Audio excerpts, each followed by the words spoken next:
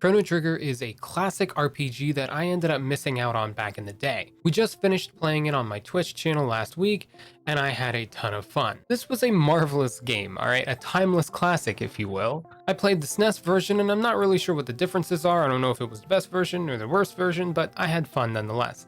So let's go ahead and talk about what some of the strong points were, as well as some of the game's weak points.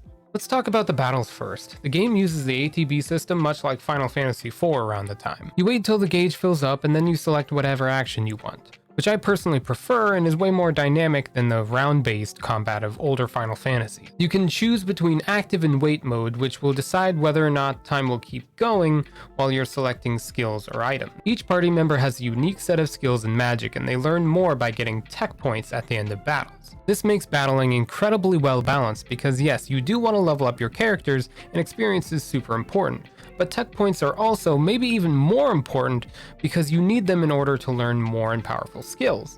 You can also combine skills with your party members, so as you learn more skills, you learn more combinations, opening up a ton of possibilities. I also found that you didn't really need to grind in this game at all. Most RPGs are actually beatable at a low level, and grinding isn't typically as necessary as I think a lot of people say it is, but naturally occurring battles in this game will suffice in leveling up your characters and being ready to defeat the bosses, no matter how basic your strategy is. You can grind if you want and become overpowered, but this game also gives you some decent equipment throughout dungeons and shops that are combined with regular battles and makes grinding kind of a waste of time. The only thing necessarily bad I would say about the battle system is that I wish time kept going and the gauges kept filling during attack animations. Whenever someone does something in battle, it stops while the animation is playing out, even in active mode. Not sure if they fixed this in other versions to be truly active time battles, but it was a minor inconvenience that makes battles feel a little less snappier than they could have been.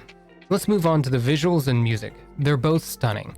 You don't need me to really explain anything, just look at the 16-bit art style and the characters that Akira Toriyama designed. This game really draws out the potential of the SNES with its color and graphic capabilities. Unfortunately, I can't play the music because I feel like I'm probably gonna get copyright striked or something like that, and I'd rather not have that. But just about every track is fantastic and fits parts of the world that they're in beautifully.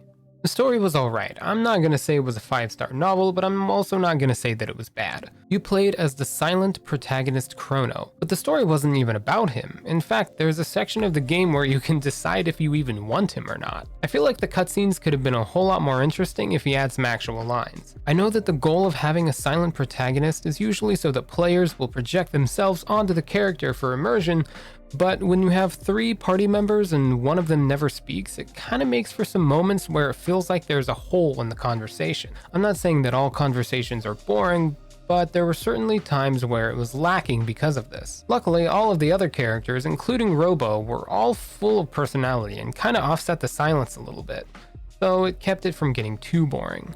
So one of the things that we have to look at in this looking back series of videos is we have to talk about how well or not so well a game has aged. In my opinion, this has aged beautifully. I think the colors and the pixel art are vibrant enough to make this stand out amongst other SNES RPGs as well as other modern RPGs today. I've always thought that the ATB system, especially when in active mode, has always aged pretty well because it's a lot more dynamic and it's less likely to get boring as opposed to something like a charge-based or a round-based battle system.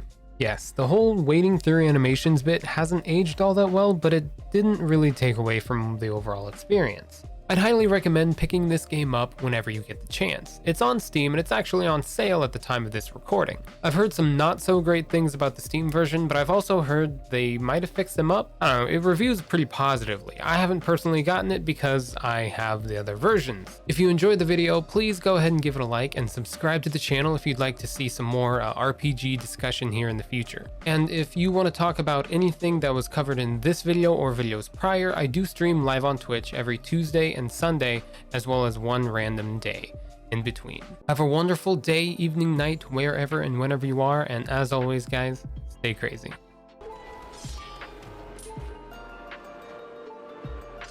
Come on!